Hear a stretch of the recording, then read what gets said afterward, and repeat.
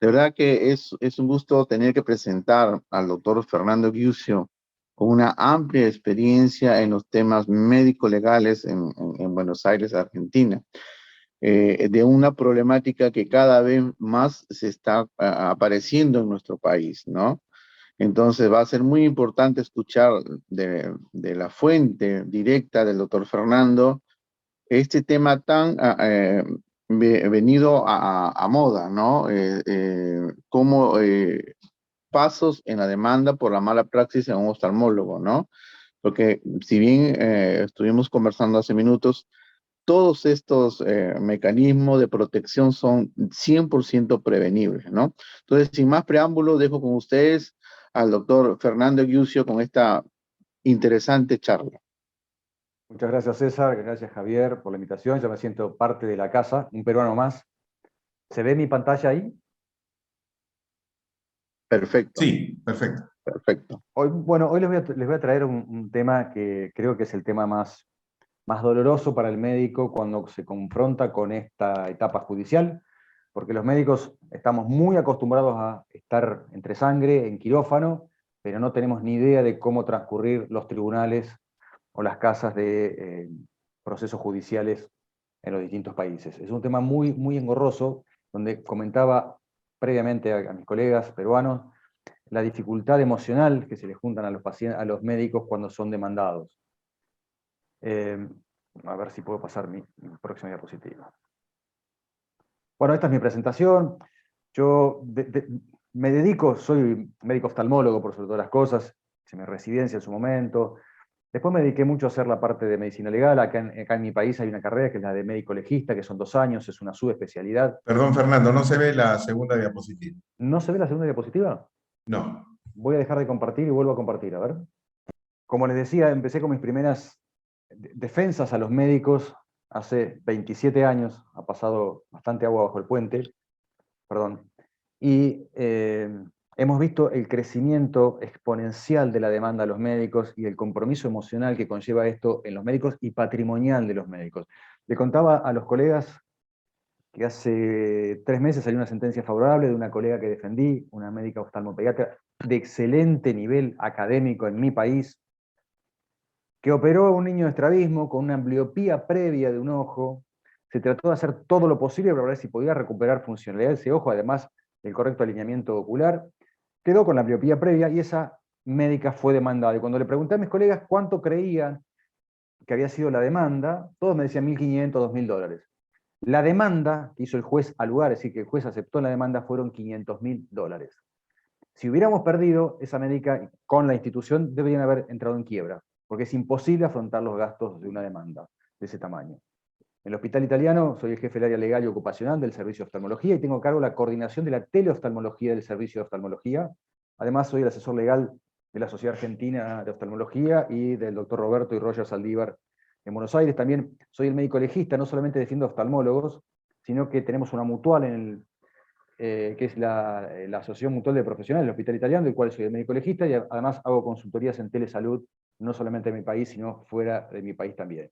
Integro la Comisión Legal de la Sociedad Argentina de Oftalmología. O sea, como verán, tengo un amplio espectro donde capto a los pacientes, los médicos demandados, no solamente de Capital Federal, Provincia de Buenos Aires, sino de todo el país. Y no solamente oftalmólogos, sino que defiendo también todas las especialidades de mi hospital.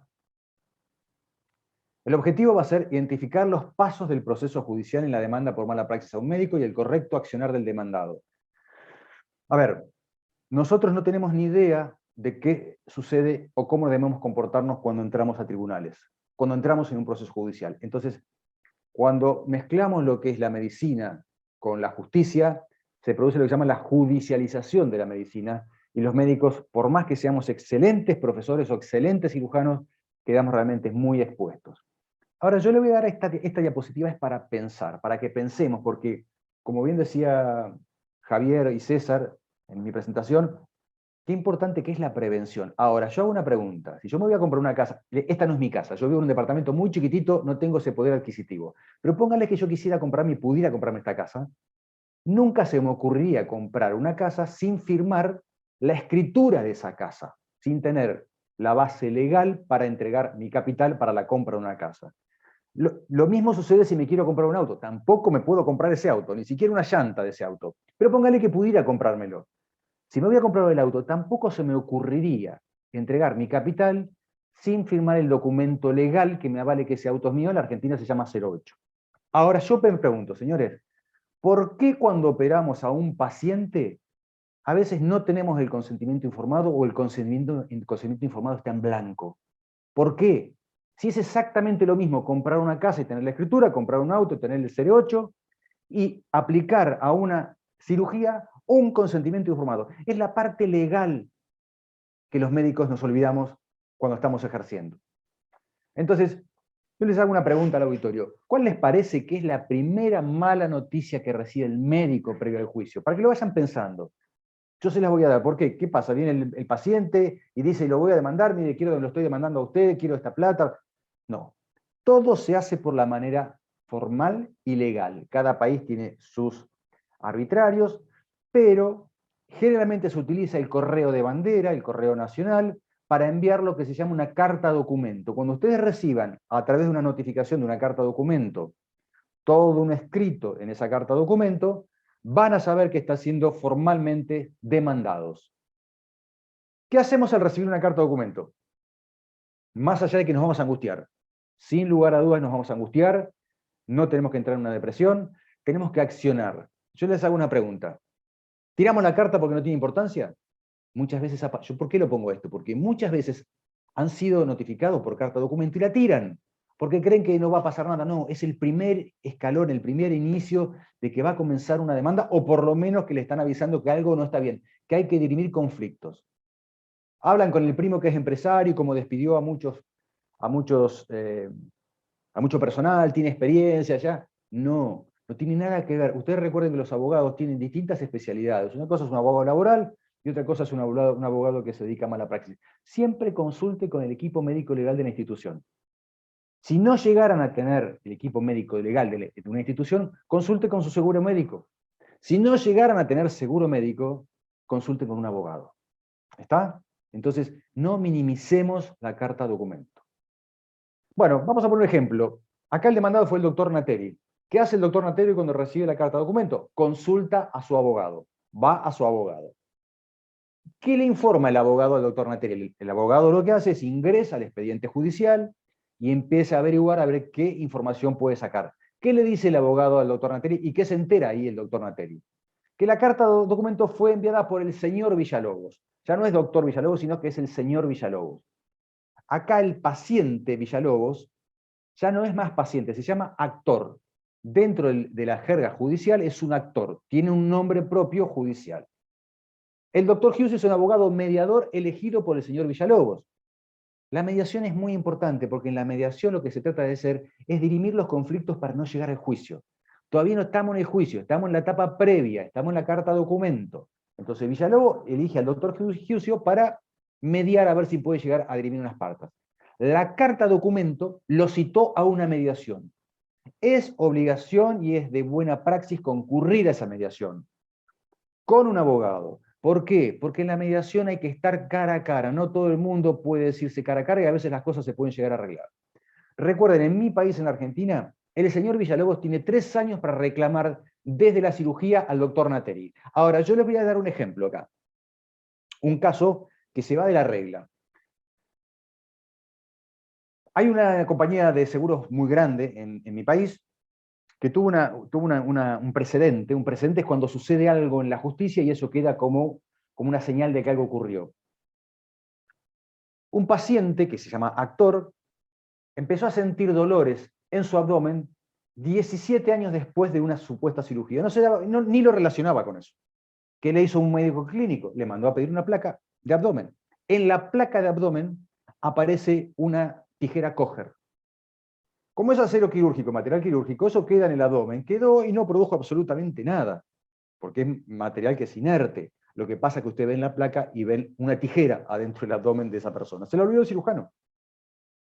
El juez hizo al lugar 17 años después del hecho acontecido. ¿Por qué? Porque el juez interpretó que el paciente, actor llamado ahora, se había dado cuenta recién ahora de que eso había acontecido. Entonces, si bien los plazos judiciales tienen una razón de ser, siempre el juez va a ser el que dirime los plazos judiciales a ver si se cumplen o no. En todos los países existen las mediaciones. En mi país ya la ley es la 26.589, es la etapa extrajudicial obligatoria. Y está muy bueno que esta ley suceda. ¿Por qué? Porque acá vamos a tratar de dirimir, previo al juicio, las diferencias entre partes. Entonces, lo más probable es que acá las compañías de seguro, el seguro que cada uno de ustedes tengan, puedan poner algún dinero y llegar a una parte entre abogados para que no se vaya a juicio. La mediación consta de tres partes: el mediador, las partes y el objetivo. El objetivo de la mediación, grábenselo, es evitar el juicio. No estamos en etapa de juicio acá, queremos evitarlo. Entonces, va a haber un mediador que es un abogado imparcial, que intenta conciliar las partes. Cada una de las partes va a ser el doctor Nateri, el señor Villalobos, cada uno con sus abogados. Las partes van a ser el requirente, que puede ser el paciente o el familiar del paciente. Y los requeridos: médico, hospital y cobertura de salud. No solamente es el médico, el hospital o institución va a caer siempre. Y hay algo que se llama citada en garantía. ¿Qué es la citada en garantía? Todas las compañías de seguro tienen un bien, un inmueble propio que es citado en garantía. Es como si ese bien se embargara para que el proceso judicial se pueda llevar adelante, y en caso de que la parte pierda, el demandado tenga que pagar, si no puede pagar, se puede rematar el inmueble citado. Entonces lo pone la compañía de seguro. Fíjese qué importante es tener un seguro, porque ustedes no van a tener su patrimonio, su casa embargada, sino que van a tener un inmueble que lo va a poner la compañía de seguro. Bien, entramos en la mediación. De a poquito los voy introduciendo al ámbito judicial. Apertura de la mediación. Concurren las partes: actor, o sea, el paciente que demanda, y el demandado, cada uno con sus abogados, y el juez toma nota del reclamo. Hay un informe de riesgo. Eso es lo que me dedico a hacer yo. Cuando una compañía de seguro a mí me dice: mira, Fernando, tengo este caso, ¿qué riesgo tiene este caso? ¿Cómo hago yo? Hago un análisis de la historia clínica y del estado del paciente. Yo le puedo poner un riesgo leve, moderado o alto. Si es un riesgo alto, yo le digo a las compañías de seguro: muchachos, arreglen económicamente, no vayamos a juicio. ¿Está? No vayamos a juicio porque el riesgo es alto de perder. Si el riesgo es bajo, le digo: gente, vayamos a juicio, que esto es un disparate, quédense tranquilo. Y si el riesgo es moderado, va a depender del juez que nos toque y del perito de oficio que nos toque. Entonces ahí analizaremos bien si se va a poner un dinero o si vamos a seguir adelante la etapa de juicio después. Cuando se finaliza la mediación es que puede haber un cierre sin acuerdo, que se va a ir a la etapa de juicio, o un cierre con acuerdo. Si el cierre es sin acuerdo, el paciente o la familia pueden iniciar el juicio. Esto es la etapa previo al juicio. Entonces, no se llegó a un acuerdo, van a recibir lo que se llama una notificación. La notificación ya es una cédula judicial. Es el órgano judicial el que emite la notificación. Lo otro lo emite el abogado a través del correo de bandera. Esto ya está en tribunales. Los tribunales, el juez va a notificar que alguien presentó una demanda, en este caso Villalobos contra Nateri. Se realiza habitualmente a través de una célula judicial de notificación. Atención a esto. El doctor Nateri, o sea, el médico demandado, va a tener 15 días para contestar la demanda desde que recibe la cédula. Entonces, ni bien reciban la cédula, van corriendo a la compañía de seguros o al abogado para que hagan la contestación de la demanda. ¿Cómo se hace esa contestación de la demanda? Bueno, el abogado, el doctor Nateri, va a llamar al médico legista o al médico auditor de ustedes, que le llaman médico auditor, que es un perito de parte. ¿Qué significa el perito de parte? Un perito es alguien que es idóneo y sabe mucho de algo. El perito puede ser de oficio, que es el que el juez determina para evaluar y que le informe al juez. Y después están los peritos de parte. ¿De qué parte? De la parte actora, de la parte que demanda, o sea, de la parte del ex paciente, y de la parte demandada, de la parte del médico. Esos son los dos peritos de parte, se llaman peritos de parte o consultores técnicos. En mi caso estuve muchos años como perito de la justicia, como perito de oficio. No estoy más de hace muchos años como perito de oficio, ahora estoy solamente como perito de parte. Estoy como perito de la parte demandada. Yo defiendo solamente a médicos. Nunca ataqué a un médico y espero no tener que hacerlo jamás. Entonces acá entramos en la parte de juicio. ¿Cuál es el objetivo del juicio? El objetivo va a ser dirimir el conflicto, es decir, entender qué pasó y dictar una sentencia. ¿Quién va a dictar esa sentencia? El juez. En el juicio vamos a tener el juez y las partes. El juez va a estar designado por el Estado. Es un Estado que decida a un juez en una competencia determinada, en un lugar determinado. Las partes van a seguir siendo el actor, que puede ser el paciente o el familiar del paciente, el demandado, médico, hospital y cobertura de salud, y la citada en garantía de vuelta. Dentro del juicio va a haber una compañía de seguros, y si no tienen compañía de seguros, ustedes, poniendo una propiedad citada en garantía para que las partes puedan cobrar. Y dentro de los que puedan cobrar, los abogados también puedan cobrar sus honorarios. Entramos entonces en la etapa judicial, que es la audiencia conciliatoria. Contestadas las demandas por las partes, van a ser convocadas por el juez a una audiencia conciliatoria. Si el juez ve que en esa audiencia conciliatoria vendría a ser como una segunda conciliación, una era previo al juicio y la otra dentro del juicio. Si hay acuerdo, listo, se terminó el juicio. Se llega a un acuerdo de las partes, los abogados se ponen de acuerdo, bueno, las compañías de seguro ponen un poco de dinero, a veces el médico pone dinero, la institución pone dinero y se cierra y se llega a un acuerdo. El acuerdo siempre es económico porque estos son juicios civiles, no son juicios penales. Si no hay acuerdo, el juicio sigue y se produce lo que se llama la apertura a prueba. Y acá ya entramos a bailar todos. ¿Por qué? Porque en la apertura a prueba, como dice la palabra, se va a informar al juez y al proceso de todas las pruebas que tenemos. Y todas las pruebas que tenemos son la documental, la pericial, los testimonios, la informativa y la confesional. La documental corresponde a la historia clínica y la pericial es a la pericial médica, psicológica, informática o caligráfica. Quiero hacer un stop acá. Lo más importante en un juicio de responsabilidad civil, las dos pruebas más importantes, ya sea en papel, las historias clínicas o informatizadas, son la historia clínica y la pericia médica. Ahora, a lo que yo me dedico es a la pericia médica. Ahora, por eso yo siempre digo, mucho cuidado con la pericia caligráfica e informática, porque los peritos, calígrafos, pueden sacar por el óxido ferroso de la tinta, pueden sacar con una exactitud de 2 a 3 días de cuándo fue utilizada esa tinta, cuándo fue llenada. Entonces, si tuvimos un proceso de una cirugía que puede ser 3 años, no la completen hoy, porque va a salir, y eso es un fraude, eso es una estafa. Entonces, si no está completo, bueno, habrá que ver qué es lo que se puede hacer e ir al mejor arreglo que se puede hacer. Lo mismo en la informática. No fragúen historias clínicas porque el perito informático tiene una capacidad tan exacta para poder sacar la información del día, hora, minutos y segundos de cuándo fue fraguada una prueba, que es tremendo. Entonces, mucho cuidado. Por eso lo importante es escribir en el momento correcto. Y esta es la regla que yo les voy a decir, es algo de mi autoría, que yo le llamé la regla del no. Es de mi autoría, muy gracioso, mucho me cargan. Es la regla del no. Acuérdense, doctor Hughes, Argentina, regla del no. Lo que no está escrito en la historia clínica no sucedió. ¿Está claro? Entonces, recuerden de escribir. ¿Por qué? ¿El juez qué va a hacer? El juez va a tratar de reconstruir un hecho que sucedió hace 3, 4, 5, 7 años atrás, no estando en ese lugar. ¿Y cómo lo va a hacer? Con lo que ustedes escribieron, con la documentación legal que ustedes aportaron.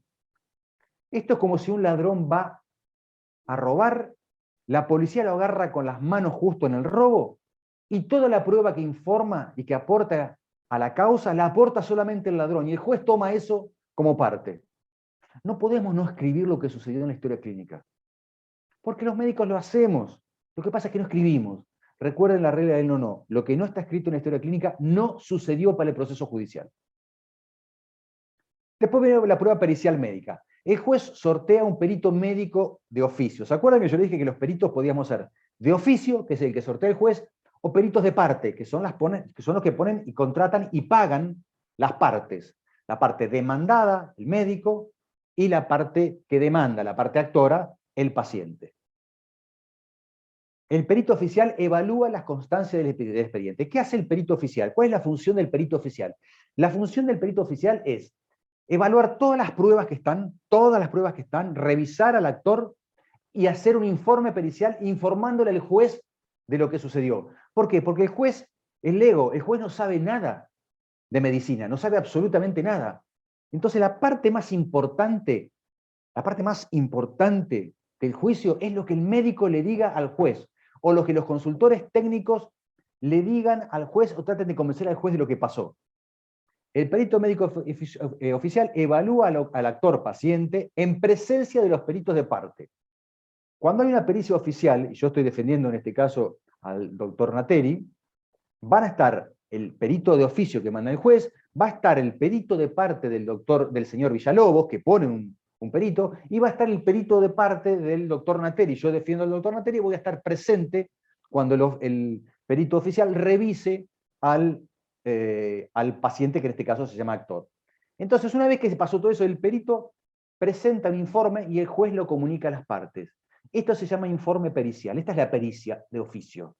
El perito de oficio le dice, señor juez, este es mi informe de lo que vi y lo que evalué. Y eso se manda en el expediente una copia al abogado del doctor Nateri y al abogado del señor Villalobos. Claro, cuando la pericia siempre pasa, la pericia va a haber, en el 100% de los casos, una pericia va a facilitar o a estar de acuerdo con una de las partes y en contra de la otra. Va a estar en disidencia. Entonces, ¿qué pasa? La pericia se puede impugnar. Lo hacen los abogados. ¿Qué significa? Que la parte que se vea no beneficiada o perjudicada, el abogado va a decir, impugnen esta pericia. Es decir, esta pericia no es cierta, señor juez, quiero que la saquen del oficio. Eso lo hacen siempre. Después viene la clausura del periodo probatorio. Una vez que el juez recibió todas las pruebas, se cierra el periodo de prueba. Las partes pueden presentar alegatos. Alegatos son aquellas cosas que quedaron por decir o por hacer o alguna cosa más que faltó, la puede presentar. Y se recopila todo el proceso y la prueba donde se constatan los hechos que se pudieron demostrar. Cada parte cuenta con 6 días en Argentina para confeccionar el alegato. Algunos ni siquiera lo presentan.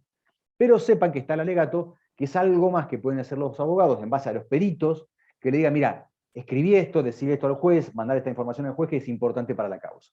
Entonces acá se clausura el pedido probatorio. Ya después de esto no se puede presentar más nada como prueba.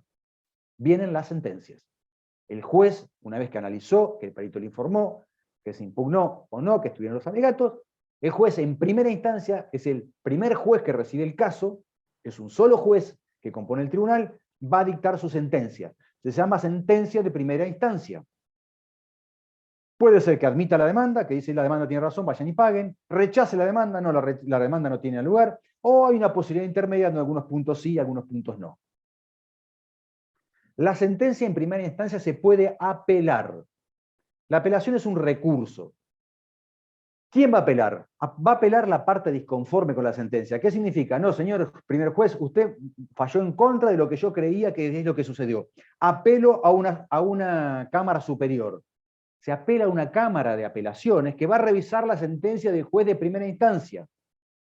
Entonces, todo ese proceso pasa a la cámara de apelaciones. La cámara de apelaciones está compuesta por 3 jueces. Y los 3 jueces vuelven a analizar el expediente, pero resuelven el conflicto mediante la sentencia. No vuelven a citar al perito de oficio, ni al perito de parte, ni al actor, lo revisan. No. Revisan lo que dictó el primer juez, la sentencia, revisan y mediante eso vuelven a dictaminar una sentencia. Tienen 3 posibilidades. Admiten la demanda, rechazan la demanda o dan una posición intermedia. En mi experiencia, la sentencia de segunda instancia suele ser la sentencia definitiva. Ya si se pasó en primera instancia, la segunda instancia es definitiva, y es raro que un tribunal falle en contra de un juez de primera instancia. ¿Puede suceder? Claro que sí que puede suceder. Pero ya cuando se apeló la Cámara es la que da la sentencia definitiva, pero se puede apelar a algún lugar más, se puede recurrir a algún punto más, claro. Se puede recurrir con un recurso extraordinario federal a la Suprema Corte de Justicia de la Nación, que es un tribunal compuesto, en mi país, por 5 jueces. Lo suele interponer el actor cuando pierde el juicio. O sea, el que demanda, el señor Villalobos, lo puede interponer cuando pierde el juicio. Es un recurso excepcional, pero recuerden que cada vez que uno va apelando, eso sale dinero, es muy costoso. Y después vienen los honorarios. En mi país hay una ley, no importa, pero los honorarios tienen que estar. ¿Por qué? Porque aún ganando el juicio, los demandados tienen que contribuir al pago de los honorarios de los peritos oficiales. Los abogados y los peritos de oficio van a cobrar siempre. ¿Está? Por eso, ¿se acuerdan que yo les mostré que las compañías de seguros citaban en garantía una propiedad? Bueno, ¿para qué citan en garantía? Porque eso le da la factibilidad al proceso de que abogados y peritos puedan cobrar sus honorarios. En Argentina existe el beneficio de litigar sin gastos. ¿Qué significa litigar sin gastos? Esto lo puede hacer solamente la parte actora, es decir, el que demanda. Litigar sin gasto significa que el actor puede demostrar ante su señoría que no tiene los recursos suficientes para poder litigar, entonces litiga sin gasto, no le sale absolutamente nada. Yo sé que esto fue muy técnico, traté de hacerlo lo más simple posible. Les voy a dar un par de conclusiones y después charlamos todo lo que quieran.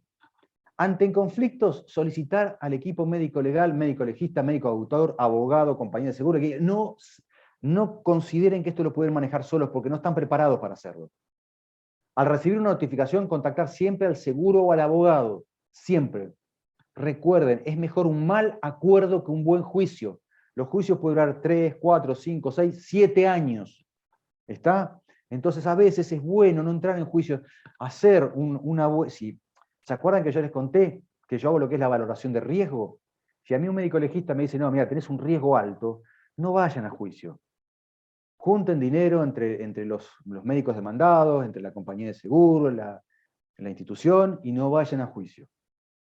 Los juicios pueden durar hasta 7 años. Es una tortura para el médico, realmente es una tortura. Yo les quiero cerrar la charla diciendo algo respecto a esto. Relación médico-paciente. Está demostrado, hay trabajos internacionales demostrados que el paciente no demanda por los hechos ocurridos o acontecidos en sí, sino que demanda por la falta de contención de los hechos que ocurrieron cuando apareció el conflicto. No es lo mismo una cuestión actitudinal demandar a este médico que maltrata, que no tiene empatía, a demandar a un médico cariñoso, amable y empático. No es lo mismo. Recuerden esto. 3 elementos no negociables al momento de que estén sentados ahí frente a un tribunal. Ojalá nunca les toque, pero les va a tocar, porque esto es parte del ejercicio de la profesión médica actual. 3 elementos no negociables. No puede no haber una historia clínica completa, no puede no estar el protocolo quirúrgico, lo que sucedió en la historia clínica. Recuerden que los juicios a los médicos son de medios, no de resultados. Entonces, si en una cirugía tuvieron una complicación intraoperatoria, descríbanla en el protocolo quirúrgico. Ejemplo, tuvieron una ruptura de cápsula posterior, el núcleo se fue al fondo, tuvieron que hacer una vitrectomía, sacar el núcleo, colocaron un lente en el sulcus, pusieron un punto, eso es correcto, descríbanlo, es una complicación intraoperatoria, descríbanlo, porque ahí hicieron los medios correctos. Ahora, si tuvieron una ruptura de cápsula posterior, el núcleo se va al fondo, se meten con el faco a buscar el núcleo atrás, desprenden la retina y encima ponen un lente de cámara anterior en el bag, están haciendo todo mal. Ahí sí que van a hacer mala praxis, porque recuerden que los juicios, esto es muy burdo el ejemplo que puse, pero los juicios a los médicos son de medios, no de resultados. Otro ejemplo, tuvieron una endoftalmitis postoperatoria. Si al paciente, y esto que le voy a decir es porque lo vi, no es que se lo estoy inventando. Si al paciente ustedes le dieron a una endoftalmitis postoperatoria, lo miraron y le dijeron, no, venga a ver pasado mañana, y le dieron amoxicilina 500 cada 12, y el paciente terminó en una maculopatía cicatrizal o en una tisis, están haciendo mala praxis. Ahora, si a ese paciente le hicieron una PCR, le hicieron una vitrectomía con colirio fortificados, le dieron colirio fortificados, le hicieron todo lo que había que hacer, y igual se fue a la tisis, eso no es una mala praxis. Recuerden que los juicios a los médicos son de medios, no de resultados. Y por último, el consentimiento informado. Señores, no hagan absolutamente nada invasivo sin un consentimiento informado. Les pongo un ejemplo. Cuando yo hacía mi residencia en el Hospital La Iglesia, hace muchos años, que ya tengo varias canas de esto, recuerdo un residente, colega mío, haber estado operando a un paciente de un chalación, que terminó transfundido en un hospital general, porque no le habían pedido un coagulograma a ese paciente y tenía una enfermedad del Mediterráneo, un BON 8, una de estas enfermedades de coagulopatías, y no tenía consentimiento informado. Entonces, consentimientos informados a los chalación, a los pterigion, al Jack Laser. Está descrito el edema macular cistodio post-Jack Laser, el aumento de la presión intraocular post-Jack Laser en una aposificación de cápsula. Todos los procedimientos tienen que tener su respectivo consentimiento informado. Bueno, muchísimas gracias, espero no haberlo aburrido, espero haberlo hecho lo más ameno posible a un tema que la verdad a veces presentárselo a los médicos que no están empapados en la parte legal no es fácil, entonces traté de hacerlo lo más simple posible, estoy abierto a las preguntas, eso yo sé que es un tema difícil, muy tabú para los médicos, muy complicado cuando un médico recibe. Yo he visto, como les decía hoy a César, a Javier, cuando empezamos antes de la charla que nos juntamos, he visto a profesores de 70 años llorando o entrar en cuadros depresivos, otros médicos dejar la profesión, dejar de operar, dedicarse a hacer medicina laboral por conflictos de este tipo. Entonces, hay una conflictiva que tenemos que aprender y tenemos que empezar a tratar. Yo siempre digo, cuando hay un problema, lo peor que podemos hacer es negarlo. Cuando hay un problema tenemos que buscar todas las herramientas que tenemos a nuestro alcance para prevenir. No es lo mismo que yo tenga una correcta formación médico-legal en la escritura, en la formación, en el protocolo, en el consentimiento, en la historia clínica, a que yo no tenga nada. ¿Esto significa que no van a tener juicios? No. Significa que los van a tener, pero significa que los van a ganar, que van a salir indemnes. ¿De eso es lo que se trata? Nosotros que hacemos, hace 30 años que hacemos esto, no podemos decir que no van a tener juicios. Pero sí le podemos decir, señores, tengo la información, quédense tranquilos, déjenme esto a mí con los abogados, ustedes sigan operando. Olvídense, van a estar citados 2 o 3 veces, después no van a estar más citados. Pero denos las herramientas para que podamos defenderlos. Porque si no, no los vamos a poder defender. Recuerden la regla del no. Lo que no está en la historia clínica no sucedió. Los jueces tratan de analizar un caso que sucedió hace 7 años atrás. ¿Con qué lo hacen? ¿Son magos que miran a través de la lamparita de hendidura el pasado? No, analizan los hechos que están escritos. Historia clínica, protocolo de consentimiento. ¿Está? Perdón si me extendí, pero a veces creo que estas cosas son las que más valor tienen, ¿no? No sé si hay alguna pregunta, si hay dudas, podemos charlar tranquilo. Muchísimas gracias, doctor Fernando, por tan interesante disertación y sobre todo porque nos ha puesto los puntos claves, ¿no? Aquí en nuestro país ya se está iniciando la ola de demanda por mala praxis, hasta el punto que el Colegio Médico del Perú, que es el estamento que agremia a todos los médicos, tiene un departamento médico legal, el cual puede ayudar en estos ciertos problemas. No sé si el auditorio tiene algunas preguntas, algunas inquietudes, aprovechando acá al profesor Fernando. Yo quería, bueno, primero agradecer y felicitar a Fernando, porque de verdad que nos ha llevado paso a paso algo que no queremos tener, ¿no? O sea, definitivamente no queremos estar ni en el primero, pero para mí muy importante es el consentimiento informado. ¿Cuándo se debe entregar el consentimiento informado? Hay que tenerlo claro eso, creo. Pues. Bueno, Javier, esa es la pregunta clave de esto. Yo te voy a decir qué es lo correcto y qué es lo que yo necesito después para defenderte. Lo correcto es, el consentimiento informado, tengan entendido que es un acto médico. ¿Está? Definición por ley. Es un acto médico, lo debe entender el paciente para poder entender qué es lo que se va a hacer por los nuevos derechos del paciente, internacionales, que me parecen fantásticos a mí, Me parecen fantásticos. Una vez recuerdo, 2 cosas les voy a contar, 2 experiencias que son las que más quedan. Una vez, un paciente, un ingeniero, cuando operen ingenieros o tengan ingenieros son los más complicados porque son perfeccionistas en su personalidad y quieren todo perfecto, y medicina 2 más 2 no es 4 porque es un arte.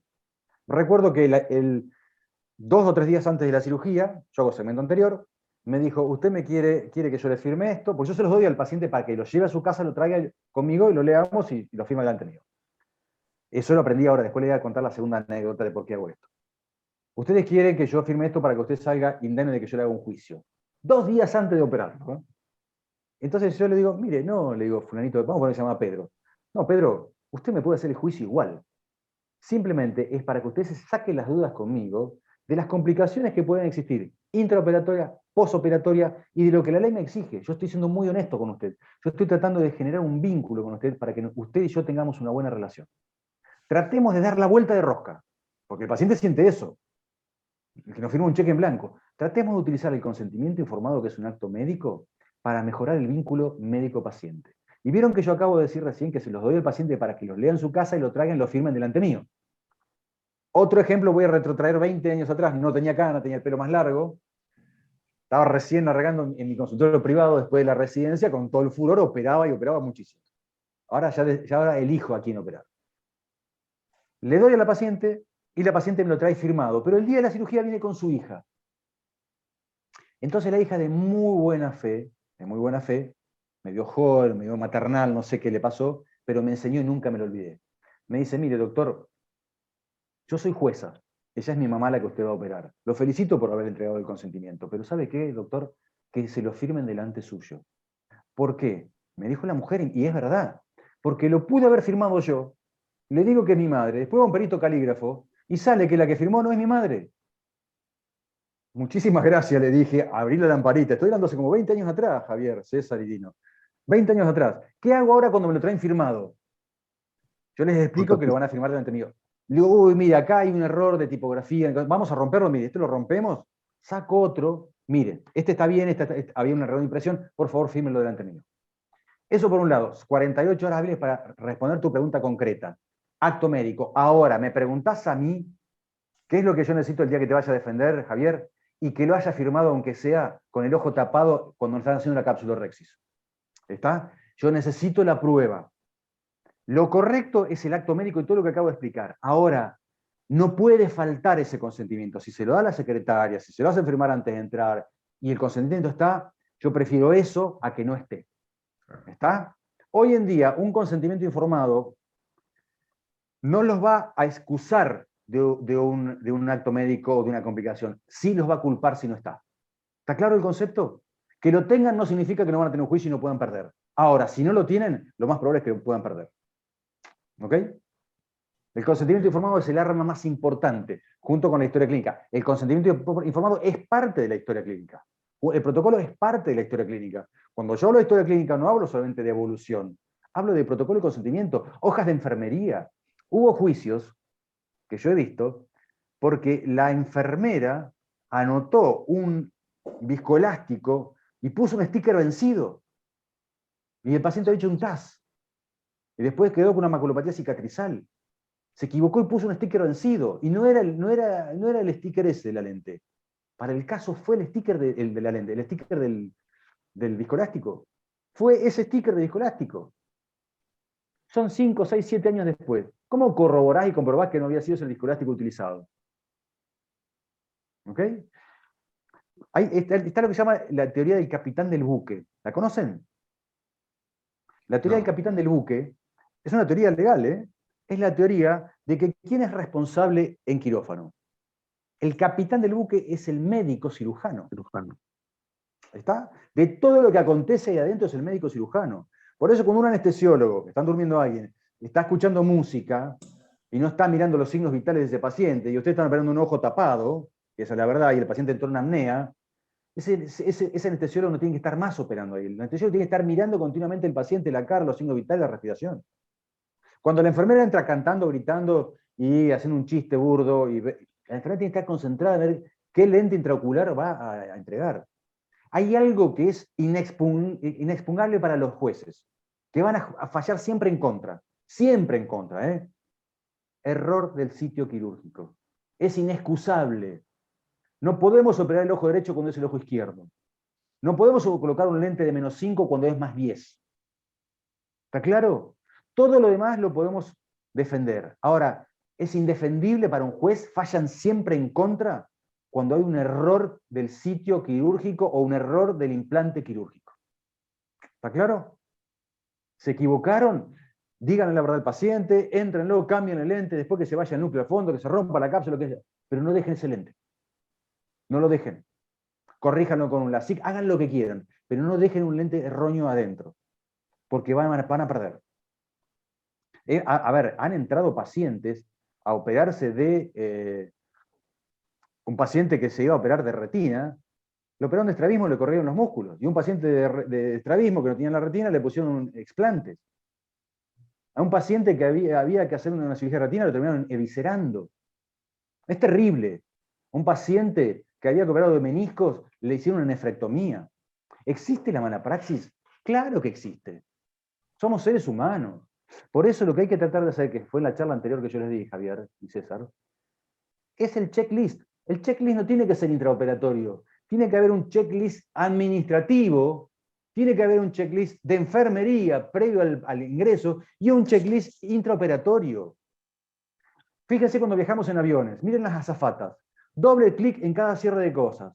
Doble clic para esto, doble clic para... Todo tiene doble alarma. Cuando más mecanismo de controlador ponemos, menos errores vamos a tener.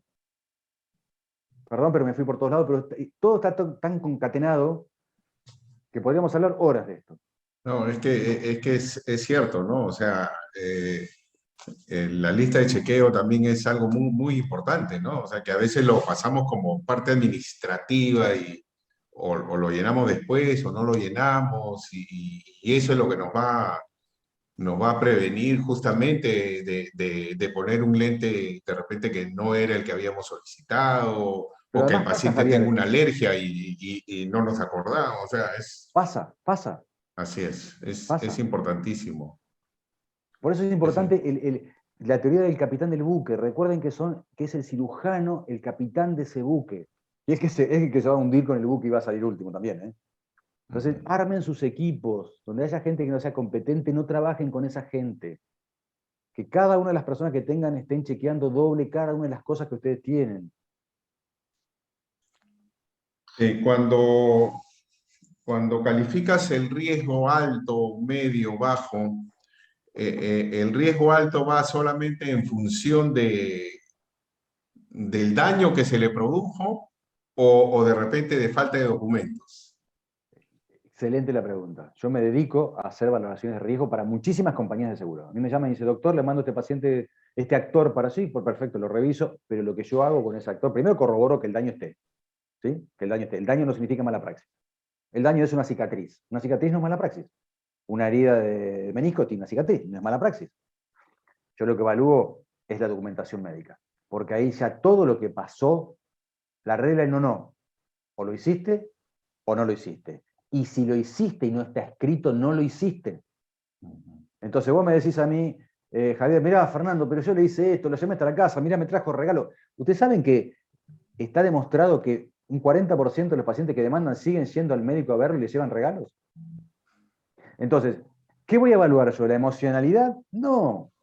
Voy a evaluar la documentación médico-legal que tenga para ver cómo ese médico va a poder afrontar una mediación o no. Si yo veo un riesgo alto, paciente que el médico no escribió la indicación médica, no estaba el control postoperatorio las 24 horas, le dio amoxidal en vez de darle intravitrios, no tiene protocolo, y le digo, muchachos, vendé el auto y andá y poné plata. No vayas a juicio. Y eso se lo digo a la compañía de seguro. La compañía de seguro también va a poner, porque la compañía de seguro no quiere perder $500.000 por la ambliopía, ¿se acuerdan? Es un disparate. Entonces, ahora tenemos un juicio en el hospital de 160 millones de pesos. ¿Por qué? La paciente tiene colocado un lente de rango extendido. Ve 10 décimas de lejos, pero ella quería ver de cerca. Dice que nadie le dijo que era un lente que no tenía visión cercana. El lente de rango extendido, todos sabemos perfecto, que ve fantástico de lejos, bastante bien de intermedio y más o menos de cerca. Se le explicó. Por eso los consentimientos tienen que ser personalizados. Yo tengo consentimientos que son consentimientos para lentes de rango extendido. No es lo mismo hacer una FACO monofocal que hacer una FACO multifocal. No es el mismo consentimiento. Los consentimientos en Estados Unidos, los consentimientos genéricos, se consideran éticamente inaceptables. Los consentimientos tienen que estar personalizados. Personalizados para cada indicación. No puedo utilizar un consentimiento de catarata de FACO para un paciente que le pone un lente premium. No se puede. Yo tengo un consentimiento para eso. Porque ahí yo voy a demostrar que lo que le puse fue lo que le dije. Los consentimientos tienen que tener la descripción del procedimiento, la patología que tiene, qué es lo que se le va a proponer, los objetivos que yo voy a tener con ese consentimiento, cuáles son las alternativas de esa práctica que le voy a poner, cuáles son los riesgos y complicaciones de esa práctica que yo le estoy proponiendo, cuáles son los efectos adversos de ese consentimiento. Y así todo, que lo puedo utilizar para filmaciones, para fines académicos, y así todo, el paciente puede firmar y después lo puede revocar, puede decir que se negó a hacerlo porque no quiere hacerlo. Bueno, listo, perfecto. Si es un caso de una catarata, no pasa nada. Ahora, si es un caso de un paciente que tiene una indicación sí o sí terapéutica, me pasó una vez, creo que lo conté acá, o lo cuento siempre. Yo estaba como cirujano de guardia en el hospital los días jueves. Ahora ya no estoy más porque no quiero que me despierten a las 3 de la mañana los chicos, los residentes, para ir a operar. Pero cuando era más joven estaba de guardia, como cirujano de guardia los días jueves. Me llaman a las 3 de la mañana, el residente ya me había hecho toda la preparación, entramos directamente a eviscerar un chico. Un niño de 8 años con un déficit en su desarrollo emocional, entonces un incapaz, lo que utiliza son los padres. Le explico a los padres, siempre me voy a las 3 de la mañana, me senté con los dos padres, digo, miren, este es el consentimiento, esto es lo que hay que hacer, hay que eviscerar su ojo por la endostamia simpática, bla, bla, bla, del otro ojo. ¿Sí? El niño es un incapaz. Entonces, la madre y el padre me dicen, miren, doctor, no, por nuestras creencias religiosas, queremos que el niño conserve su ojo. Pero le digo, mire que si conserva puede haber una endostamia simpática, el riesgo endoftalmitis, sí, sí, pero no importa, no queremos. Bueno, hay una parte del consentimiento de mi autoría que dice observaciones para que uno pueda escribir a puño y letra en los casos particulares. Casos que tienen pseudoexfoliación, de ruptura capsular, casos de diabéticos, un montón de casos. En este caso yo coloqué que la indicación era la evisceración, pero los padres, entendiendo los riesgos de la endostamia simpática, no querían, lo expliqué ahí. Y los padres me firmaron ambos. Firma, DNI y aclaración. Son consentimientos personalizados, y eso no lo puede hacer una enfermera, y mucho menos un recepcionista. Mucho menos. Muy interesante, Sí, muy interesante. hace unos meses, creo, también una paciente operada de cirugía refractiva de 45 años, miope, se quejaba porque ya no podía trabajar, ¿no? Porque no veía su pantalla. En el consentimiento no estaba lo que le iba a suceder después y tampoco en la historia clínica, ¿no? Entonces, Bueno. como Muchas veces dice, mira, personalizado a cada paciente, Javier, ¿no? ahí me diste pie para algo, historia clínica y consentimiento. Muchas veces me preguntan, si yo escribo en la historia clínica el consentimiento de lo que le explico, ¿es válido?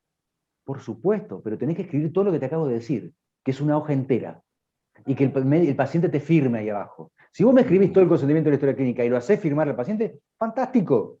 Si el consentimiento es parte de la historia clínica, que después uno lo tenga, que haga un print y tenga el consentimiento personalizado de cada cosa, por una cuestión de comodidad, es mucho mejor. Pero si vos lo querés escribir en la historia clínica y el paciente te lo firmó, listo. Es parte de la historia clínica. Lo otro es un papel que se adosa a la historia clínica. ¿Está? O se escanea en la historia clínica electrónica. Nosotros acá no sé, creo que tenemos ventaja en dos cosas, ¿no? Uno, que todavía no tenemos, por lo menos los oftalmólogos, tanta demanda. Segundo, que cuando el juez pide una evaluación, lo manda a los médicos legistas. En los médicos legistas, pues no hay oftalmólogo y lo que hacen ellos lo mandan a la sociedad. Eso podría ser una ventaja. Lamentablemente la desventaja es que somos pocos los que estamos un poco interesados en este tema para capacitarnos, revisar historias, etcétera, ¿no? Entonces, creo que estamos en un momento adecuado como para que fortalecer nosotros a la sociedad en ese sentido, ¿no? Me Yo lo que parece que... creo, absolutamente de acuerdo, yo lo que creo es que ustedes tienen una ventaja y una desventaja. La desventaja que tienen es que no tienen ni idea de los procesos médico-legales judiciales que pueden llegar a venir. ¿Sí? Pero la ventaja que tienen, y que eso es bueno, es que están arrancando de cero. Y cuando uno arranca de cero, si uno hace las cosas bien de cero, no toma vicios que después los puede complicar muchos más. Entonces tienen véanlo como una fortaleza, al hecho que estén con muy poco juicio, pero además con poca experiencia. ¿Por qué? Porque si ustedes arman bien los procesos médico-legales, ahora que tienen poquitos y están arrancando, ya los van a dejar asentado como una base que no lo van a discontinuar. Porque si no, ¿qué pasa en los grandes lugares? Cada uno hace lo que escuchó, lo que vio, lo que le dijo, tal, lo que le sirvió al otro. No sirve. Hay que protocolizar. Cuando uno protocoliza basado en medicina, basado en la evidencia o basado en las leyes, en las normativas vigentes de cada país, las cosas funcionan. Es tan simple como eso. No es porque me lo dijo tal que sabe y que hay en su experiencia. No. En medicina legal tenemos que basarnos en la ley. ¿Qué nos pide la ley? Esto, hagámoslo. El día que haya que dirimir un conflicto, estamos dentro de la ley. No significa que no vamos a tener conflictos, significa que vamos a salir eximidos. también me preguntaban cuánto nos costaría un juicio, una demanda, ¿no? O sea, cuánto hay por no llenar la historia clínica, por no entregar consentimiento. Bueno, yo le digo, acá tenemos un reglamento de infracciones y sanciones de su salud y que califica, ¿no? O sea, si es una falta leve, grave o muy grave, 100 UITs, hasta 500 UITs o hasta el cierre del... Digo, pero esa es su salud. Cuando va a la parte civil, ya ahí es algo de lo que tú nos acabas de mencionar. Bueno, la solicitud de dinero puede ser exuberante, lo que el juez crea conveniente o lo que el paciente quiera pedir, ¿no es cierto? Y sabés que, Javier, te voy a corregir. Lo que el abogado convenza al actor que pida. Okay. Porque no nos olvidemos una cosa, esto es un negocio para los abogados. ¿Está?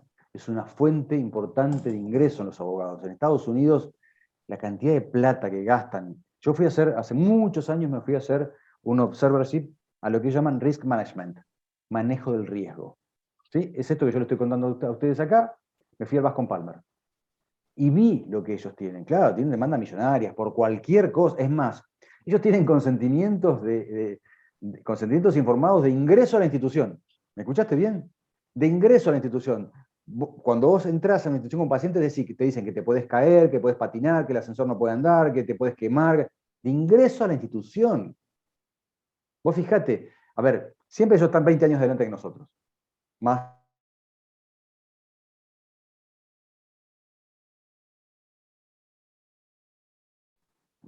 bienvenido que esté más atrasado en esto. Bienvenido. Es cuestión de tiempo que llegue. Hoy con la comunicación, los abogados están interconectados. Esto es cuestión de tiempo. Hasta que le caiga un juicio grande a alguno de las personas conocidas y de las clínicas conocidas. Y ahí recién van a empezar a decir, uy, ¿por qué no habremos hecho? Lo que pasa es que es un tema de educación. Es lo que decíamos hoy, cuando hicimos el trabajo de investigación en el hospital, con los residentes, 3 camadas que no recibían formación médico-legal y las 3 camadas de residentes de 3 años que recibieron formación médico-legal. La escritura de los chicos es abismalmente distinta, en uno y en otro, pero abismalmente distinta, ¿eh? Abismal. Y los chicos, esos chicos que estudiaron hace 3 años, y esto lo presentamos hace 5 años en la academia, hoy esos chicos ya son médicos de planta o son cirujanos de eximio y siguen escribiendo, ya lo aprendieron, no se lo olvidan. Esa es la idea, es educar. La educación es eso. Es educar a los que están abajo para que el día de mañana que nos suplantan a nosotros ya lo tengan incorporado como algo que hay que hacerlo. Lo que pasa es que el gran, digamos, la gran resistencia o la gran negación, como decía César, la tenemos en la gente de nuestra edad. En la generación X. Porque no están educados. Y ojo, si vos a los millennials no los educás, van a ser generaciones X sin educación médico-legal. Y para las instituciones de salud van a ser un problema. Van a ser un problema porque no importa ya tener al mejor cirujano o al mejor académico, que hay que tenerlo, esa es la base de la medicina. Pero tampoco puedes tener una persona que te haga perder $50.000 hoy, $100.000 mañana, por no haber hecho lo que correspondería haber hecho. No sé, algún comentario, alguna pregunta, por favor, del panel. Doctor Villalobos, doctor, lo que queda aquí claro es que todos los problemas médico-legales que asumimos los médicos son 100% prevenibles, ¿no? 100% prevenibles en el sentido en que el cual el documento que ampara el servicio médico es la historia clínica, ¿no? Debemos tener en cuenta que nosotros prestamos un servicio por lo cual es totalmente subjetivo y que debe ser plasmado en la historia clínica, una historia clínica adecuadamente llenada y con las características que la normativa lo dice. Porque hay que tener en cuenta también que cuando vamos a un evento legal, el juez se nutre no solamente de la historia clínica que enviamos nosotros, sino es que si cumplimos o no las normativas vigentes, que por supuesto son un parámetro para medir la calidad de nuestra historia clínica, ¿no? Absolutamente, César, lo que acabas de decir, no hay que agregar ninguna palabra a eso. ¿Es así? Sí, a veces pensamos que las normas del Ministerio de Salud son solamente para la entidad pública y no para la privada. Y el Ministerio de Salud es el ente rector ¿no? Y como ente rector, pues nos involucra a todos, ¿no? Eso creo que es algo que también ya está cambiando, ¿no? Ya los colegas estamos pensando que sí, pues el ente Mira, rector es el que nos da las resoluciones, las normas, etcétera. mira, Javier, esto empezó acá en Argentina hace muchos años. A ustedes no les llegó, pero ya va a llegar, es cuestión de tiempo, donde empezamos a detectar en la puerta de nuestro hospital eh, personas volanteando. Volante es dar información chiquitita con cartelitos que decía, si usted cree que le hicieron mala praxis o se siente mal atendido o tuvo alguna complicación, por favor consulte la primera consulta sin cargo en este estudio de abogados. En la puerta del hospital. Y a cada uno de los pacientes que pasaban le daban los cartoncitos. Una persona pobre que se está ganando unos pesos para vivir, como el que reparte otro tipo de información, Claro. en la puerta del hospital. Eso pasa en las puertas de los hospitales. Faltan historias clínicas. A veces, cómo faltan historias clínicas no se sabe, pero desaparecen historias clínicas. Es una falla gravísima que desaparezca una historia clínica. Tenés que hacer una reconstrucción de la historia clínica con el juez. Si hay algo que no te favorece, deja la historia clínica como está. Dame algo para defenderte, porque les voy a explicar algo. Una cosa es que se cometa una mala praxis, que es algo civil. De última va a ser plata. No es poca cosa, pero de última va a ser plata. Otra cosa es que ustedes cometen una estafa, porque la estafa no es civil, la estafa es penal. Y lo penal lo impulsa el Estado de oficio. Y si bien en lo civil lo que se busca es dinero, en lo penal puede haber multa, prisión o inhabilitación de la matrícula. ¿Está claro? Entonces, muchachos, no desaparezcan historias clínicas. No realicen estafas. Es preferible, bueno, pasó esto, no sabíamos, bueno, pedamos disculpas y pongamos la plata. Pero no estafemos, porque ahí no tenemos forma de defendernos, ahí no hay partes actoras, peritos de oficio, no. El Estado impulsa la demanda penal. Y si estás condenado a una demanda penal, la demanda civil es un trámite, es saber cuánto vas a tener que poner, cuánta plata vas a tener que poner o cuánto el juez va a dictar. Es un trámite lo civil si lo penal está con sentencia firme, ¿está?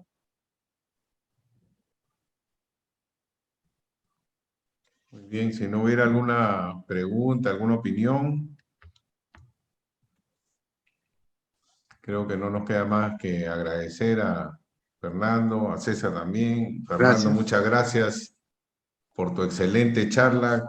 Cada vez nos quedamos con más ganas de seguir aprendiendo de esto, porque en realidad hay que seguir aprendiendo, hay que seguir metiéndonos en esto. Y como siempre digo, bueno, te vamos a seguir molestando para No, para compartir mí con no es una nosotros tus molestia. experiencias. Muchísimas gracias, un placer poder ayudarlos. Yo siempre digo que mientras podamos ayudar a colegas y nos podamos ayudar entre todos, todos aprendemos. Yo también aprendo mucho viendo la perspectiva de donde están ustedes. La próxima charla que yo les voy a dar, que creo que me comprometiste, es la de teleoftalmología. Hay un vacío legal tan grande en la telemedicina, tan grande, pero es tan necesario y es una herramienta que llegó para quedarse, que tiene unos aportes riquísimos y la sabemos utilizar bien. Pero bueno, hay que saber manejarse legalmente. Eso es agua de harina de otro costal, que vamos a charlar en la próxima charla. Sí. Muchísimas gracias por el tiempo, por la invitación. No, qué Dino, ocurrencia. César, Javier, un placer estar con ustedes siempre. Ahí lo veo a Dino, que ha estado escuchando, pero sí, lo veo que está saliendo del consultorio, pero bueno. Muchas gracias. La verdad, muy buenas noches a todos. No entré temprano. Estoy sumamente arrepentido de no haber podido entrar, no por mi culpa, sino por cuestiones de trabajo, ¿no? Tú sabes que normalmente terminamos un poco más tarde acá la consulta en el Perú, pero de todas maneras lo que he escuchado lo he disfrutado y siempre es un placer escuchar a ¿cómo se llama? A Fernando, ¿no? La verdad es que interesantísimas las charlas que nos dan, la claridad con que expresa las ideas. Creo que estoy seguro que la charla no solamente ha tenido un contenido muy importante, muy bueno, sino que es un placer escucharte, Fernando. De verdad que sí. Gracias por... Muchas gracias. No, ahí les dejo mi teléfono, mis correos de contacto, si alguien me quiere contactar y preguntarme algo, ningún inconveniente. ¿eh? Así que les mando un fuerte abrazo y espero verlos pronto. Muchísimas gracias. Chao, César. Muchas gracias también. Nos vemos. Gracias, Javier. Conversamos. Chao. Gracias. Conversamos. Hasta luego.